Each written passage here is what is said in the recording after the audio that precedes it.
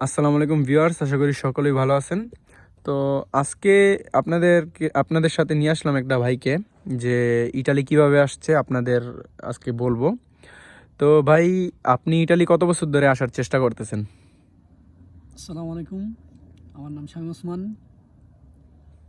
আমি ইটালিতে আসার জন্যে বলতে ইউরোপে আসার জন্যে প্রায় 7-8 বছর ধরে ট্রাই করতেছি, ছোটো থাকতেই যখন কলেজে পড়ি তখন থেকেই। তো প্রায় এখন ইতালি আসছি 7-8 বছর লাগছে প্রায়, মানে প্রসেসিং বা চেষ্টা করছি, চেষ্টা চালাতে এ পর্যন্ত 7-8 তো বছর লাগছে। প্রথমে প্রথমে কোথায় কোথায় আসছেন আপনি ভাই? আমি আসলে ইতালিতে আসছি ক্রোয়েশিয়ার ভিসা দিয়া।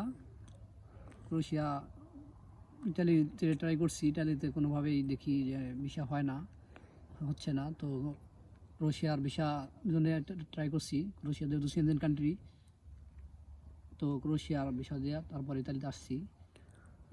ক্রোয়েশিয়ার এম্বাসি বাংলাদেশে নাই, তো ক্রোয়েশিয়া ভিসার জন্য যাওয়া লাগছে নেপালে। ক্রোয়েশিয়া যখন পারমিট আসছে তখন ভারতেও জমা দেওয়া যায়, নেপালেও জমা দেওয়া যায়।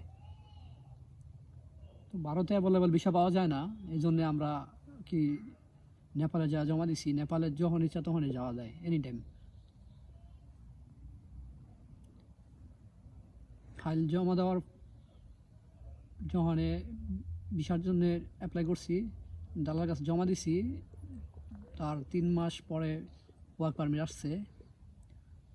3 মাস পরে ওয়ার্ক পারমিট আসার পরে, ওয়ার্ক পারমিট পাওয়ার পরে নেপাল গেছি, নেপাল যা জমা দিছি, একদিন পরে যা জমা দিছি, জমা দেওয়ার পর 4 মাস পরে ভিসা পাইছি আর কি হাতে।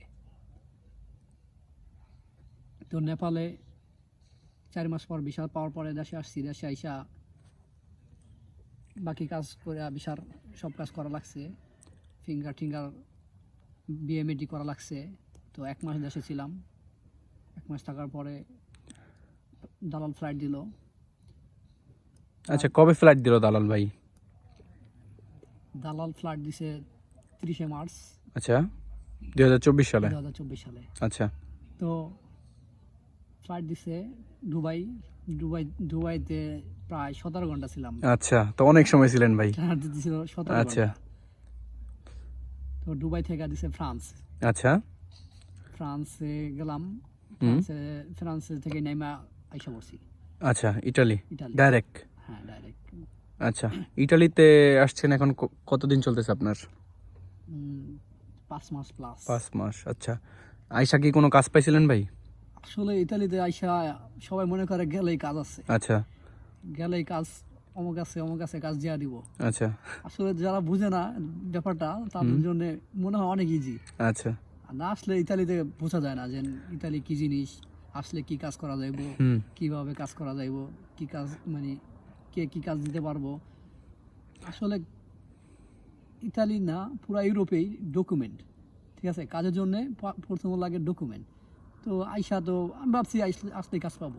আচ্ছা, ইটালিতে ভাই সর্বপ্রথম কোন কোন সিটিতে ছিলেন?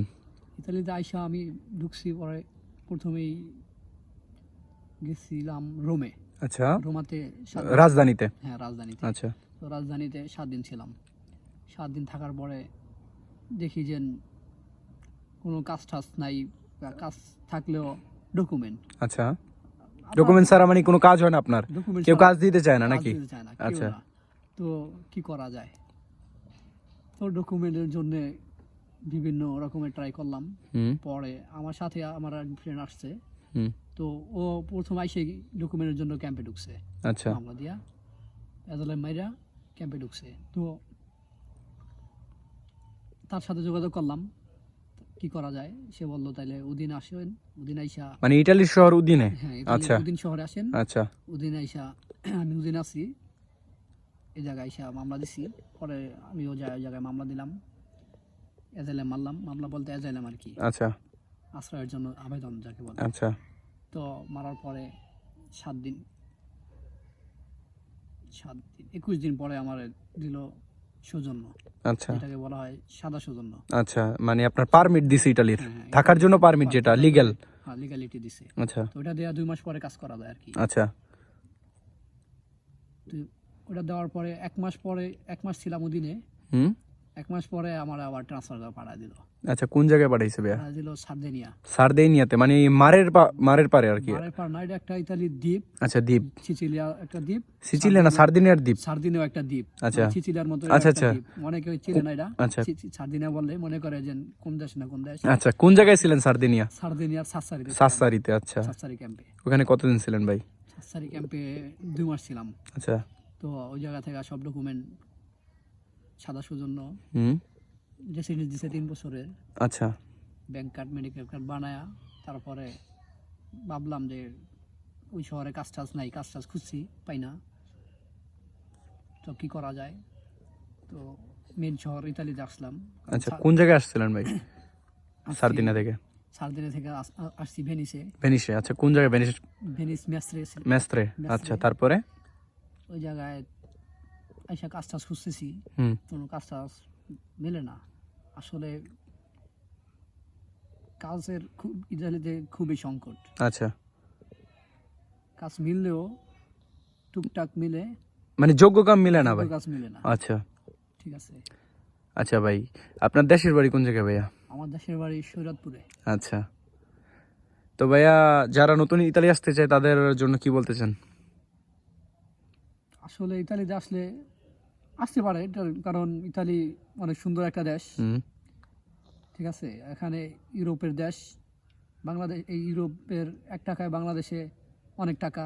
হুম তো কষ্ট হইলেও মানে একটা সময় সাকসেস হওয়া যায়। আচ্ছা, ধৈর্য লাগে। ধৈর্য লাগে। ঠিক আছে, তবে ধৈর্যশীল হইতে হইব। ইতালিতে যারা আসার জন্য ট্রাই করব, আচ্ছা অবশ্যই তাদের ধৈর্যশীল হইতে হইব। হুম নাহলে আইসা 6 মাস 1 বছর পর্যন্ত বসে থাকা লাগতে পারে। ঠিক আছে, আমার মতন। কারণ কাজ পাওয়া টাফ, ভালো কাজ পাওয়া বা মোটামুটি লেভেলের কাজ পাওয়া অনেক টাফ। আচ্ছা ভাই, দেশে আপনি কি কাজ করতেন?